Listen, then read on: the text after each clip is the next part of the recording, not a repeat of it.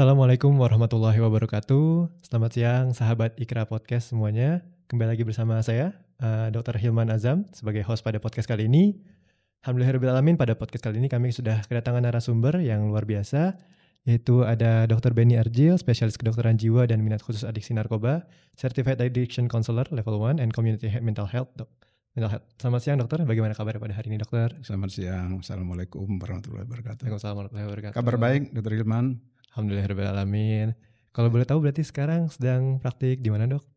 Saya Sehari-hari. sekarang praktek di klinik Medika Antapani. Oh, alhamdulillah, Masya Allah. Terus saya lihat juga aktif di aplikasi Halodoc gitu ya dok ya? Iya Melalui betul, online. saya praktek juga 3 kali seminggu di Halodoc ya. Oh, alhamdulillah. Online ya. Oke.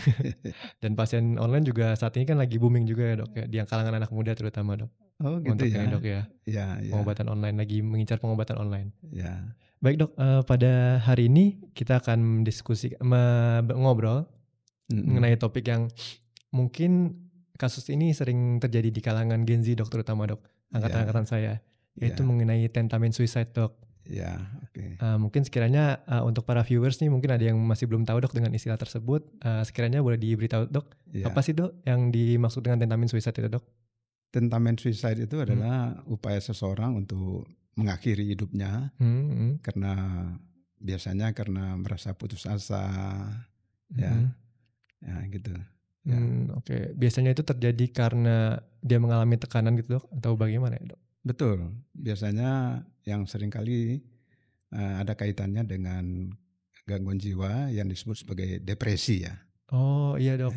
Depresi. Oh, yang saya tahu juga dok, di kalangan ya istilahnya Gen Z ya dok sekarang dok, itu mereka cenderung lebih aware terhadap isu mental health dan ya juga banyak kasus mental health juga di kalangan Gen Z. Itu kira-kira kenapa ya dok bisa terjadi seperti itu ya dok?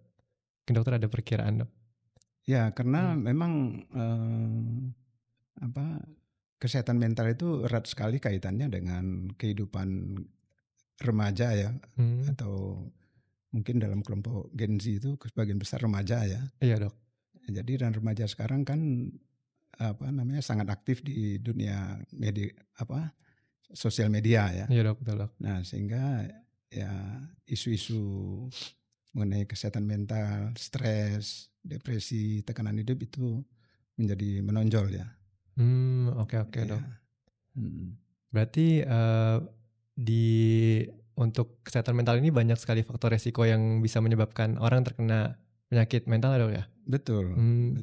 Kalau di kalangan anak-anak muda itu seperti apa sih dok? Mungkin faktor resiko yang bisa berkontribusi terhadap munculnya tentamen suicide ini dok?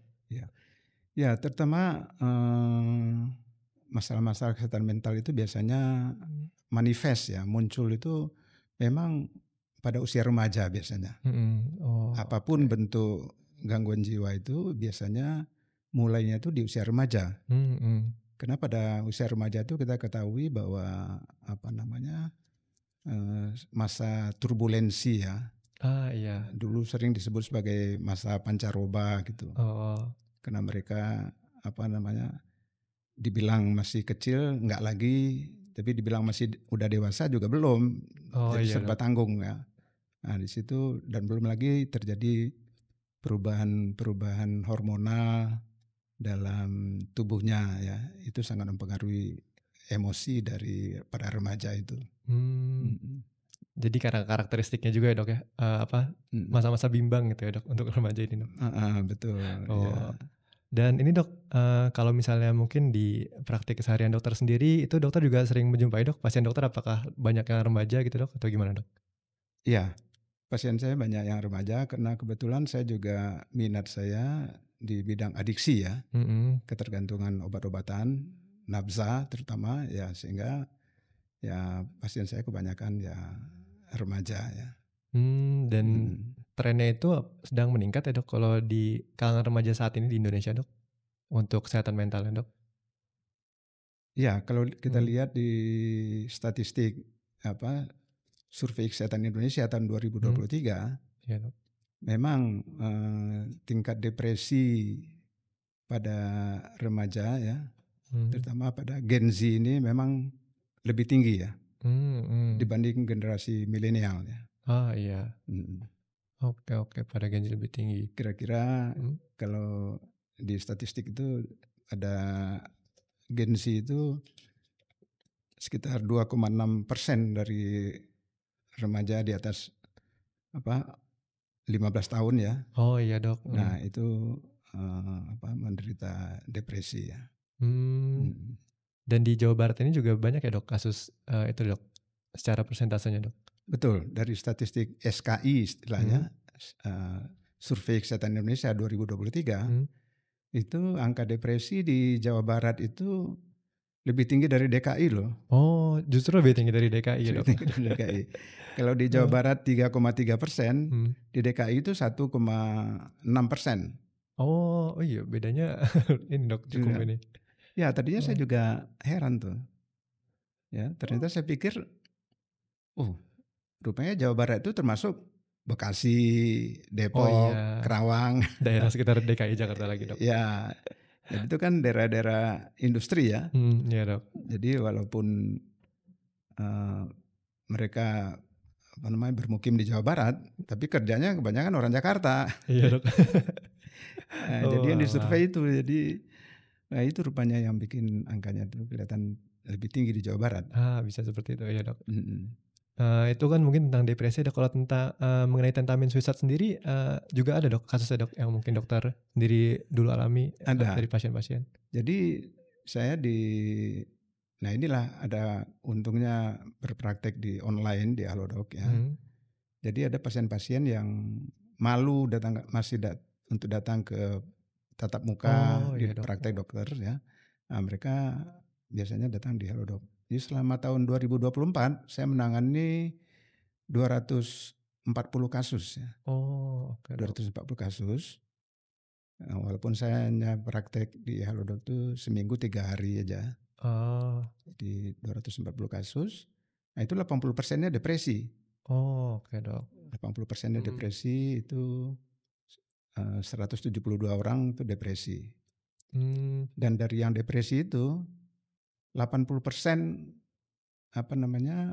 memiliki kecenderungan untuk itu tadi. 80% itu baru mempunyai pikiran-pikiran untuk bunuh diri, mengakhiri hidup. Itu namanya suicidal thought ya, pikiran untuk mengakhiri hidup. Ya. Jadi banyak yang berkonsultasi melalui chat gitu ya dok? Ya, yang tadi Dr. Hilman tanyakan tentamen suicide ya. Iya dok, betul. Kalau tentamen suicide itu upaya sudah melakukan actionnya dia, upaya untuk mengakhiri hidup.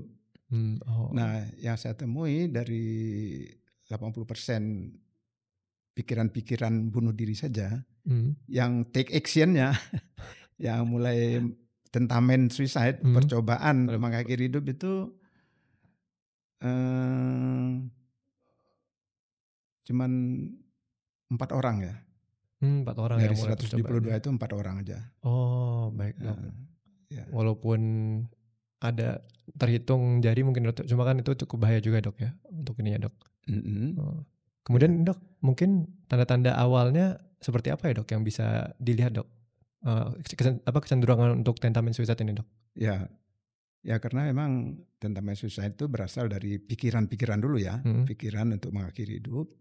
Yang itu ada pada pasien depresi, itu merupakan salah satu dari gejala dalam sindroma depresi ya. Nah, jadi ada pikiran-pikiran untuk mengakhiri hidup ya. Nah, Nah, barulah kemudian dengan adanya tekanan-tekanan, nggak ada yang membantu ya.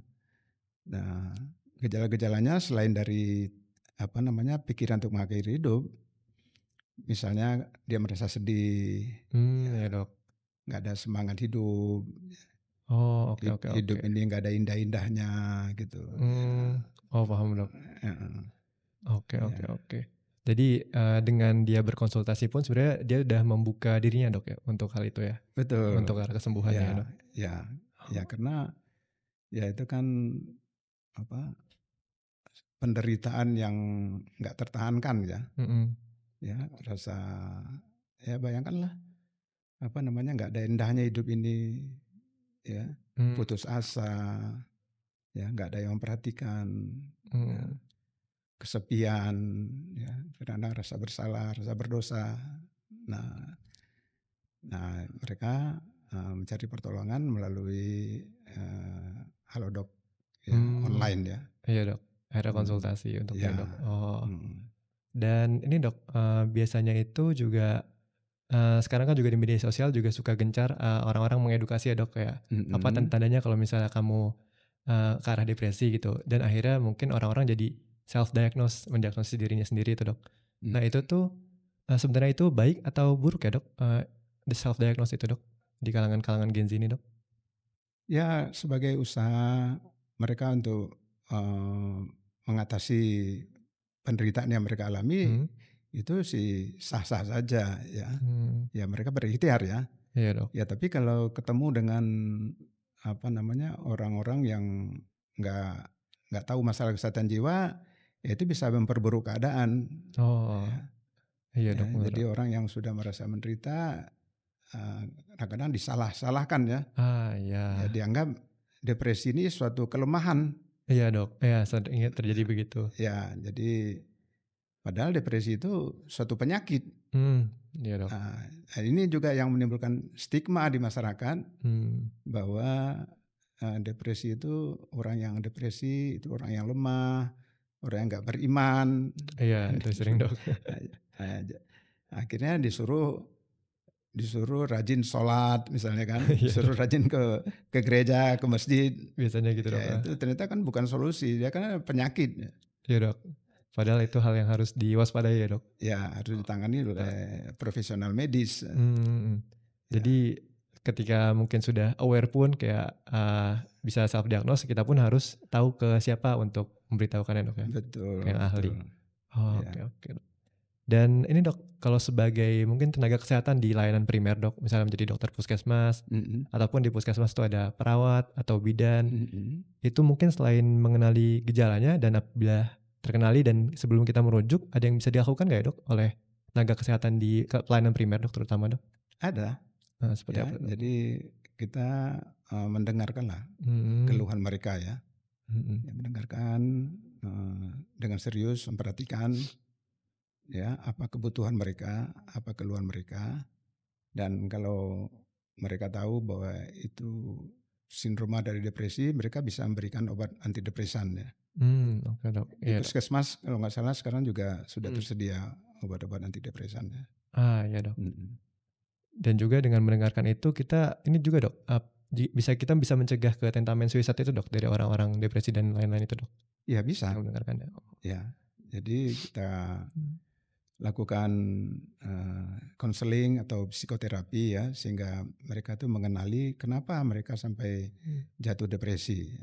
Nah, kalau mereka tahu itu ya mereka bisa mencegah tindakan-tindakan untuk melakukan upaya mengakhiri hidup itu. Iya dok, benar. Jadi sebagai tenaga kesehatan di layanan primer mungkin kita harus berupaya untuk membuat pasien tersebut kontrol gitu dok terhadap kita. Betul. Jadi dia terus sharing, jangan sampai dibiarkan sendiri gitu ya dok. Iya. Karena ya sering juga depresi itu mereka itu nggak ada tempat untuk curhat juga. Oke. Ya karena orang itu kan nggak mudah untuk mendengarkan orang ya. Mendengarkan keluhan orang itu kan orang nggak suka. Iya dok. Orang lebih suka ngobrol gitu ya. Iya dok, betul dok. Tapi kalau untuk mendengar itu nggak punya waktu kadang-kadang. Kadang malah mau ada yang mau curhat, terus tadinya mau didengar aja jadi ya dikasih solusi jadinya. Jadi orang nggak mau didengerin lagi. Betul. Dan juga sekarang kalau kita lihat kalau di pelayanan primer karena pasiennya itu kan banyak sekali ya. Iya dok. Ya banyak sekali sehingga kadang-kadang tenaga kesehatan tuh kekurangan waktu tuh. Oh iya juga dok, itu juga masalahnya. Itu masalah juga. Ya. Oke. Jadi ya dari segi pelayanan juga sih dok ya, untuk keluangan waktu untuk menangani kesehatan mental juga perlu dievaluasi lagi mungkin ya dok ya di layanan primer. Iya. Di survei Kesehatan Indonesia tahun 2023, yang menjadi titik berat perhatian itu hanya dua kelainan ya. Yang satu psikosis atau skizofrenia, yang kedua depresi. Ya. Padahal gangguan jiwa itu yang lain juga banyak, seperti gangguan cemas, anxiety, gangguan kepribadian. Tapi yang di survei itu saya perhatikan cuma 2 kondisi itu yang menonjol. Ya. Oke, baik dok. Karena memang skizofrenia atau psikosis yang pada umumnya kita kenal sebagai ODGJ ya. Iya dok. Nah itu juga angkanya tinggi juga di Indonesia tuh. Oh iya sih dok. Senang lihat. Kalau ODGJ sendiri itu mah juga iya dok, kalau pasien yang tadi ya kita anggap ODGJ yang skizofrenia, itu sendiri sering ada tentamen suicide tidak dok pada pasien-pasien seperti itu dok? Bisa juga ada tentamen suicide ya. Okay, ya kan kita sering terjadi kasus-kasus pembunuhan, kekerasan, ya, yang sering divisum ternyata ada gangguan jiwanya. Ya. Ya biasanya mereka melakukan tindakan kekerasan itu kadang-kadang ya karena biasanya ada halusinasi ya. Iya dok. Nah, halusinasi. Nah, mereka nggak tahu, dikirain itu beneran ya. Iya. Padahal itu bagian dari gejala penyakitnya. Oh iya dok. Ya. Dok. Dan ini dok, tadi kan sempat kita mention sebelumnya di awal yang faktor yang berpengaruh terhadap kesehatan mental, entah depresi dan skizofrenia di kalangan remaja itu kan tadi ya ketidakstabilan emosi gitu ya dok, dari dirinya. Mungkin gak dok ada faktor lain di luar dirinya dok, mungkin seperti lingkungan keluarga atau rumah gitu dok, apa faktor yang berpengaruh dok terhadap kesehatan mental? Ya besar ya, jadi kita di psikiatri itu mengenal gangguan psikiatri itu biasanya susah mencari penyebab tunggal ya. Ya, jadi kita biasanya mengenal secara holistik. Iya dok. Ada gangguan bio, psiko, sosial, spiritual. Iya dok. Nah, jadi kalau faktor psikososial ya misalnya tekanan ekonomi, ya, masalah-masalah di dalam keluarga, perceraian dalam keluarga, kekerasan dalam keluarga, ya, tingkat persaingan yang ketat pada masa ini ya. Oh iya dok. Di kota-kota besar ya. Nah, itu mempengaruhi sekali untuk terjadinya gangguan mental. Berkontribusi juga ya dok. Betul. Sih. Berarti peran untuk keluarga di rumah dan juga di lingkungan kerja juga penting ya dok untuk menanggulangi hal ini supaya tidak terjadi ya dok. Betul. Ya, jadi perlu satu lingkungan yang kondusif untuk tumbuhnya suatu keluarga yang sehat ya. Ya, lingkungan itu harus mendukung ya.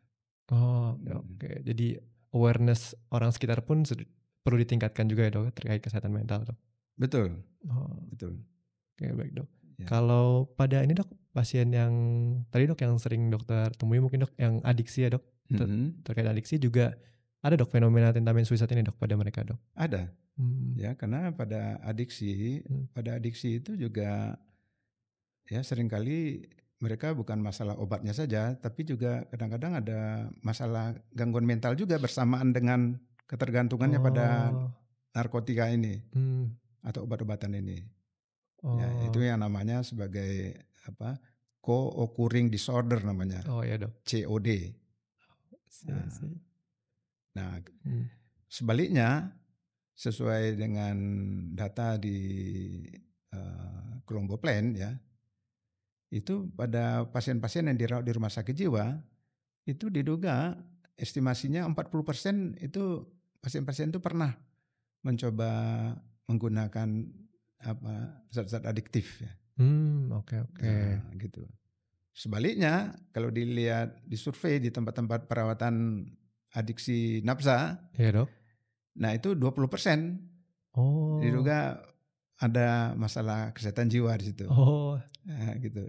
Oke. Ya. Bersamaan ya dok kadang ya dok. Dan kadang makanya adiksi itu di dalam ICD-10 atau di dalam DSM-5 sekarang ini klasifikasi gangguan jiwa itu adiksi itu kan termasuk dalam kelompok gangguan jiwa. Iya dok. Ya. Oh iya.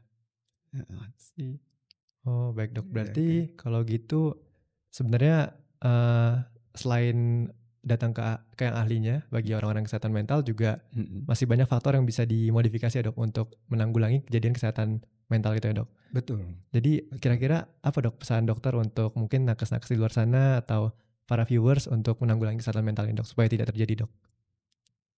Ya, kalau dari awalnya, dari hulunya ya kita harus menciptakan suasana yang kondusif di dalam keluarga, yaitu yang disebut sebagai pola asuh anak di dalam keluarga ya. Ya dok. Karena keluarga itulah tempat tumbuhnya seseorang ya. Nah, jadi keluarga itu family itu sehat ya. Nah, itu akan menumbuhkan menghasilkan generasi yang sehat. Nah, tapi di samping family ya satu lingkungan yang kecil kemudian bergerak ke lingkungan yang lebih besar, yang mendukung ke arah satu perkembangan yang sehat dari mental seseorang. Oh, berarti family itu kuncinya ya dok? Kuncinya, ya. Berarti sebelum membuat family pun seseorang juga harus belajar bagaimana cara membuat family yang baik gitu ya dok? Betul. Dari ini semenjak dini. Betul. Oh. Ya karena banyak kan orang berkeluarga kan nggak pernah belajar bagaimana menjadi bapak, bagaimana menjadi ibu kan nggak ada sekolahnya tuh. Iya dok, ironisnya begitu. Kalau sekolah dokter ada. Iya. Tapi sekolah menjadi ibu yang baik, jadi bapak yang baik, membina keluarga yang baik itu nggak ada sekolahnya. Iya dok. Biasanya sendiri-sendiri biasanya dok. Sendiri-sendiri, ini dok. ya. Cari sendiri-sendiri. Sehingga bagaimana seorang tuh membesarkan anak, mengasuh anak, itu biasanya run temurun aja. Iya dok. Apa yang dulu dia peroleh dari orang tuanya itu lagi. Ya, diturunkan lagi. Ya, walaupun sekarang sebetulnya banyak sekali buku-buku parenting ya. Bagaimana mengasuh anak di dalam keluarga. Iya dok. Banyak sekali sekarang buku-buku. Bahkan ada juga kelompok-kelompok yang bikin kursus-kursus untuk menjadi orang tua yang efektif ya. Iya. Jadi harus juga ditingkatkan awareness-nya untuk ini ya dok ya. Persiapan untuk berkeluarga juga dipersiapkan dengan baik supaya nanti kesehatan mental anaknya juga terjaga nanti jadinya. Ya betul. Ya kalau bisa ya sebelum ada marriage counseling itu kan ada. Oh iya. Ya di perhimpunan dokter-dokter kedokteran jiwa itu ada seksi psikiatri marital ya. Oh iya dok. Ada. Jadi ada dokter-dokter yang berminat untuk masalah-masalah yang terkait dengan perkawinan ya. Iya dok. Oh baik dok. Ya. Nah dok, tadi kan untuk mencegah terjadinya penyakit mental dok ya, mencegah terjadi depresi dan lain-lain. Kalau misalnya dok di kalangan teman dekat kita atau keluarga kita ada yang sudah terdiagnosa depresi atau bahkan ada yang sudah tentamen suicide, itu ada pesan nggak dok? Kira-kira kita harus apa ya dok terhadap orang itu dok? Harus bersikapinya gimana dok? Ya kalau udah sampai tentamen suicide harus segera ke profesional kesehatan. Ya bisa ke psikolog, bisa ke psikiater, bisa. Ya. Oh, jadi kita harus memastikan ibaratnya, memastikan dia mencari pertolongan orang profesional gitu ya dok? Iya betul. Ya jangan sampai kecolongan gitu. Iya dok. Harus diawasi. Harus diawasi ya. Baik dok. Ya. Oke baik dok. Mungkin kalau untuk ini dok, dokter-dokter yang baru mungkin dok, yang baru-baru lulus, ada pesan dok untuk mereka dok terkait kesehatan mental dok? Ya, awareness untuk kesehatan mental ini ya penting ya diketahui oleh para dokter.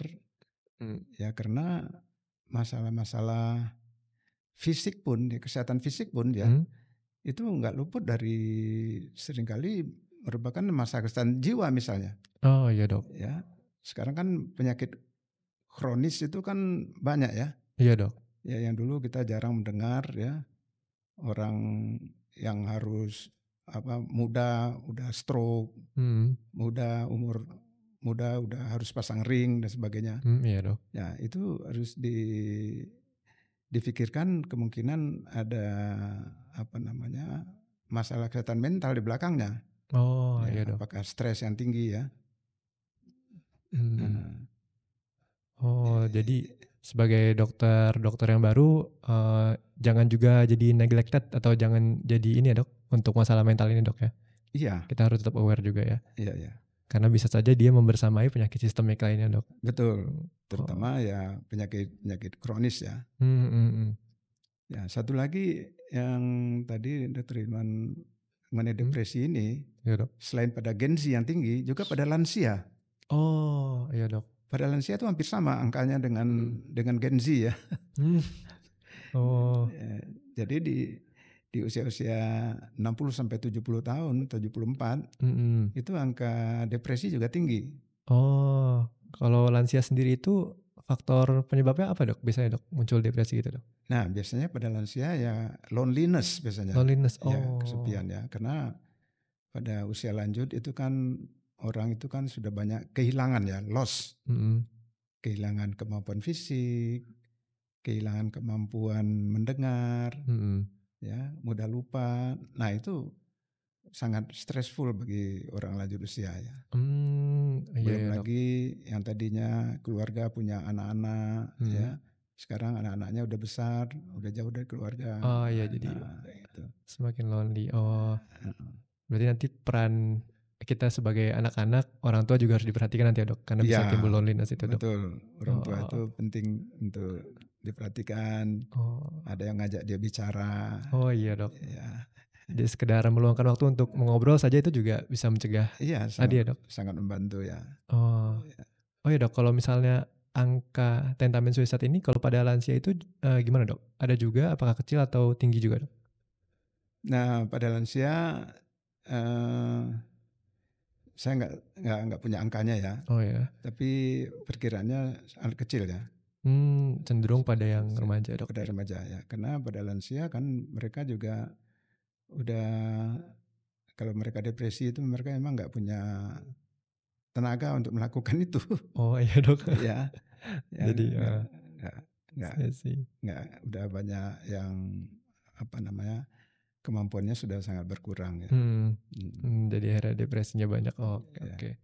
Baik dok, berarti banyak hal yang bisa kita lakukan ya dok untuk mencegah kesehatan mental di kalangan remaja maupun di kalangan lansia gitu ya dok? Iya. Banyak hal yang bisa kita lakukan untuk mencegahnya. Iya. Oke. Ya, remaja itu bisa berperan sekolah ya, selain dari keluarga sendiri untuk remaja ya, peran sekolah. Oh iya. Peran guru-guru. Biasanya yang paling ini kan di sekolahan mah bullying biasanya dok yang suka ada. Itu juga berkontribusi dok terhadap kesehatan mental remaja dok? Dari? Di kalangan sekolah biasanya ada kasus-kasus bullying gitu dok. Itu juga berkontribusi terhadap kesehatan mental remaja. Oh iya. Nah itu yang sering kita lihat juga sekarang, kasus bullying ini ya. Yang dulu itu maksudnya ya tahun-tahun 90-an sebelum mulai maraknya internet ini ya. Oh iya itu dok. Kita jarang sekali mendengar kasus-kasus bullying ini ya. Nah walaupun kasus tawuran antar remaja sering juga. Oh iya dok. Tapi bullying ini akhir-akhir ini yang sering kita dengar ya. Iya. Oke dok. Ya. Jadi pencegahan bullying juga bisa ini ya dok, berkontribusi ke penurunan angka sakit mental ya dok ya? Betul. Untuk mencegah bullying. Oke. Ya, jadi yang saya temukan dari 4 tadi kasus tentamen suicide, usia remaja 15 tahun sampai 10 kali dia melakukan suicide. Itu terutama faktor bullying ya. Oke. Ya. Di samping juga masalah keluarga, kurang dapat perhatian di keluarga. Nah, bertumpuk-tumpuk masalah di dia gitu. Ya. Oh, I see. Nah dok, kalau misalnya pesan untuk ini dok, mungkin bagi viewers yang merasa merasa kok aku kayaknya depresi deh, kok aku kayaknya mau mengakhiri hidup gitu dok. Itu ada pesan gak dok buat mereka dok? Oh iya, ya kalau ada perasaan seperti itu ya kemungkinan ada sindroma depresi itu. Ya. Dia harus segera cari ini ya dok, profesional. Harus segera cari pertolongan ya. Oke, baik dok. Ya karena dengan adanya depresi itu akan mengurangi produktivitas. Ya karena biasanya orang depresi itu minat hilang, rasa senang hilang, semangat kerja hilang. Oh. Ya, jadi itu sangat mengganggu produktivitas. Hmm. Padahal seringkali di usia Gen Z ataupun generasi milenial ini kan itu usia produktif ya. Iya dok. Nah, jadi kalau dibiarkan ya akan sangat mengganggu jadi terhadap produktivitasnya. Oh, sangat disayangkan gitu dok, lagi masa-masanya produktif nanti ya dok. Iya, jadi kehilangan peluang ya untuk berkarya ya.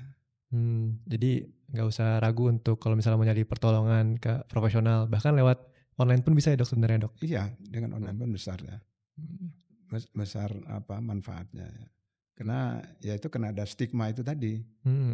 Jadi saya sendiri di praktek biasanya itu jarang sekali menjumpai kasus depresi ini. Iya dok. Sebaliknya secara online ya itu tadi dalam 1 tahun itu saya udah menanganin 240 kasus. Oh, jadi justru online banyak ya dok. Ya. Oke. Itu dia. Biasanya chat dok atau video atau bagaimana dok biasanya dok? Kalau di online itu bisa 3 pilihan ya. Bisa chat, bisa audio saja, dan bisa video juga. Oh, ya. Oke. Tapi bahkan kadang-kadang itu tadi ya untuk audio atau video pun kadang-kadang nggak mau, chatnya aja maunya. Nah, soalnya ini ya dok. Itu buktinya bahwa masih ada stigma ya, iya. masih malu. Oke. Ke psikiater ya. Padahal kalau sudah chat udah mengeluarkan semuanya, udah mendingan ya dok biasanya dok, pasiennya dok, gejala-gejalanya. Ya lumayan ya, jadi udah chat, bisa dilakukan konseling atau psikoterapi ya. Ya tapi kalau memang ada depresi, terdiagnosis harus dibantu juga pakai obat-obatan ya. Oh, harus baik, dok. Ya. Karena pada keadaan depresi itu di otak itu terjadi gangguan neurotransmitter di otak ya. Itu zat kimia di otak itu terganggu fungsinya. Ya dok. Nah, jadi itu nggak cukup hanya dengan psikoterapi, tapi juga perlu farmakoterapi ya. Baik dok. Dengan obat-obatan. Baik dok. Mungkin dari dokter ada pesan terakhir untuk para viewers dok yang menonton ini dok terkait kesehatan mental ataupun terkait tentang suicide ini dok. Ya, untuk viewers apabila merasa ada hilang rasa senang, ada rasa sedih, kadang-kadang mood swing, ya sebentar-sebentar gembira, sebentar sedih, ya semangat kerja hilang, ya nafsu makan berkurang, tidur terganggu. Nah, kemungkinan itu adalah sindroma depresi. Ada baiknya berkonsultasi dengan ahlinya. Oke. Jangan malu ya dok untuk berkonsultasi ya dok. Iya, ya karena ya sakit bukan kemauan sendiri kan. Iya dok. Ya, seringkali orang merasa malu ya, padahal ya sakit kita nggak ada yang mau sakit kan. Iya dok. Ya. Oke baik dok. Baik dok, mungkin itu untuk podcast hari ini dok. Sekali lagi terima kasih banyak dok atas ilmu dan waktunya yang sudah dokter berikan. Alhamdulillahirrahmanirrahim. Mungkin kita tutup ya dok ya. Sama-sama Dr. Iman, terima kasih. Baik, penonton setia Ikra Medical Podcast, mungkin cukup sekian podcast kali ini. Terima kasih banyak sudah menonton dan semoga di pertemuan berikutnya kita bisa bertemu dengan narasumber lain yang tidak kalah luar biasa. Saya Hilman pamit undur diri. Wassalamualaikum warahmatullahi wabarakatuh. Waalaikumsalam.